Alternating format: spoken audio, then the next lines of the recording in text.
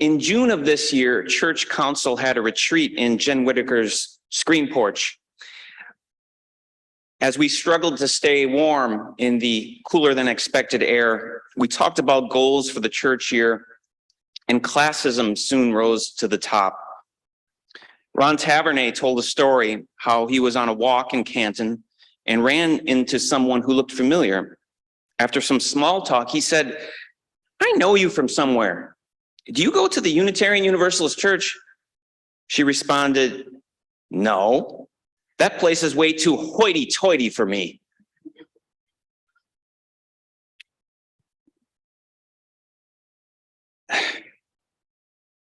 Council determined that one of our goals should focus in on classism. So we're reading a book together to familiarize ourselves with the subject. And I was going to preach a few sermons. This is kind of the first one. And I also lead a workshop or two. That story that Ron told stuck with me. And I have wondered what that person exactly meant by hoity-toity. Did she mean we were snobbish? Or perhaps unwelcoming? Classist? And I don't know about you, but for me, being exclusive and being inhospitable is about the worst sin we can commit. Call us anything. Wishy-washy, oversensitive, snowflake, leftist, just not exclusive elitists. According to the Pew Research Institute, UUs have the highest percentage of PhDs of any religious group in the US, and the second highest percentage of people with college degrees, behind only Hindus. Formal education does correlate to income, and both income and degrees are class indicators. Still, part of me thinks if being educated, standing up for justice is hoity-toity, then so be it. But perhaps what we aim to be is not how we present. In high school, I took a sociology class, and I learned about socioeconomic class for the first time. It was a bit shocking because I was living in the myth of a classless society. The teacher talked to us about the working class with a derogatory and almost humorous tone. Those were the people who never went to college, played poker, chomped cigars, and drink beer on the weekends, he joked. I was a bit ashamed because he was talking about my family. For my father, work was our religion. It separated us from the poor whites who couldn't find stable work and had to rely on the government. Now, of course, I know that people can't get stable work for a variety of reasons that are out of our control, like mental health, addiction, physical disability, job outsourcing, and the economy. I truly feel for people who are experiencing poverty. It seems the whole system at times is rigged.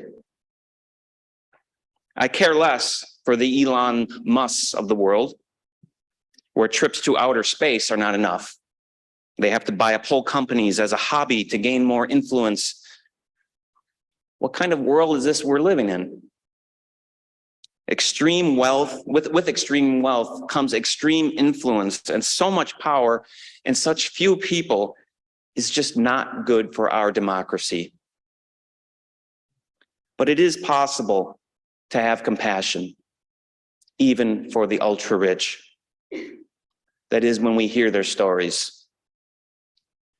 Chuck Collins is the great-grandchild of Oscar Mayer, founder of the meat processing brand we're all probably familiar with. Collins went to a private school with some of the wealthiest families in Detroit, including the president's of Ford Motor Company's son. And at the age of 26, he gave away his inheritance of over $500,000. Then he decided to create a nonprofit organization to help other wealthy heirs give theirs away. Or there is Marlene Engelhorn, German heir to BASF the fortune, who grew up wondering why people chose to live in such small apartments. She is now 30 and is uninterested in philanthropy, believing that it only perpetuates existing power dynamics. She knows she is just the product of an unequal society and that we don't need another foundation. Marlene is instead calling for structural change to how the ultra-rich are taxed. She started a group called Tax Me Now. The owning class is trapped in a system that is rigged in their favor. We are all dealing with class, whether we are talking about it or not. And that's why I created this workshop, Let's Talk About Class. 12 people recently attended the 3-part workshop, and we got to hear each other's stories. What class of origin were we born into, and how we identify now? At times, these conversations could get awkward because we don't always feel comfortable talking about class. But our stories did lead to more understanding and more compassion. Here are a few of the lessons I learned in this workshop. Despite what the Pew Research Center says about Unitarian Universalism, we have a diversity of class backgrounds in this congregation. The inability to see privilege and advantage can easily lead to classism. Perhaps we are in a relatively class-mobile society, but ladders go up and ladders go down. The way politicians use the phrase middle class perpetuates the idea that only a few fortunate rich are out there and a few unfortunate poor. But statistics don't say that.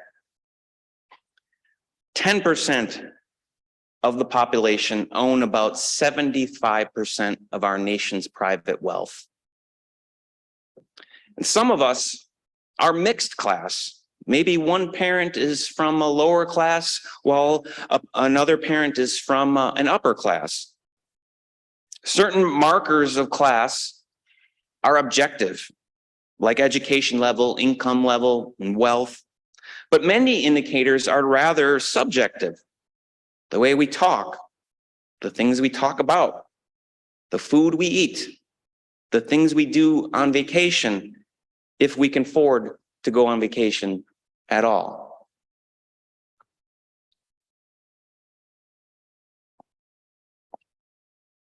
Good shoes form to our unique feet. How we distribute our weight, our fallen arches or not so fallen arches, and our different size feet. It's difficult to walk in someone else's shoes. We can't always assume we can, because not everyone has shoes. Not everyone can walk. Compassion comes from imagining us in someone else's story.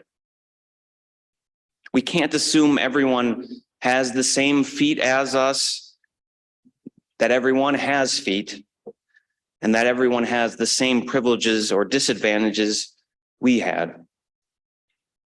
Class is very, very complicated and complex. And if we don't take the time to explore it, we may not fully realize the full reality of humanity.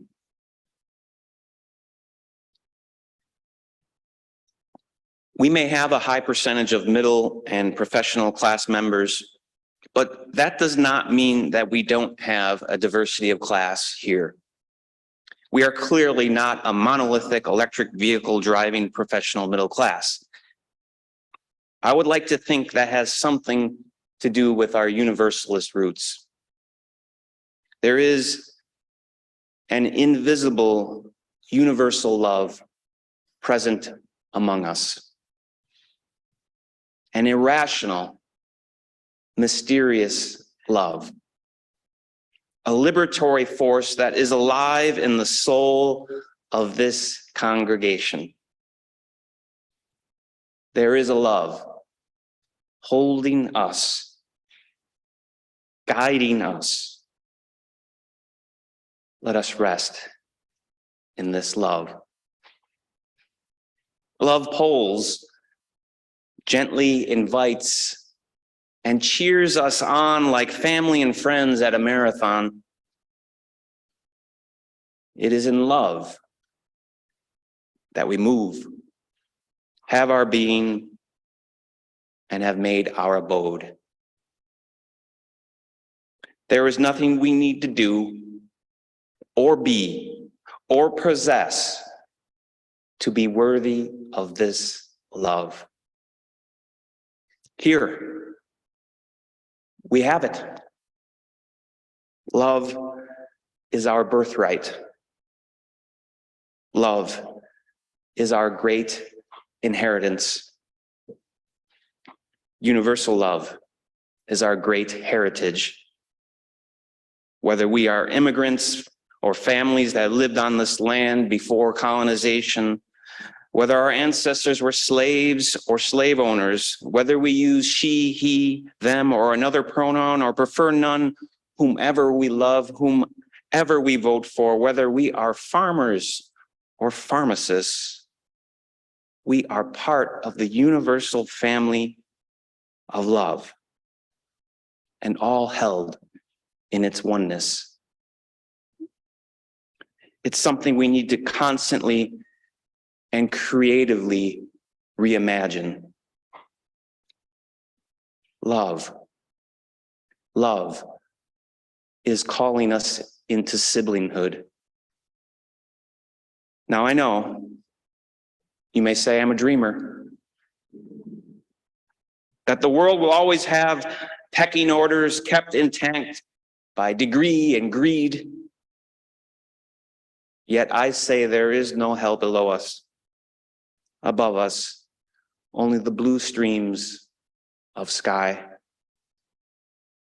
We can live here for today, for each other.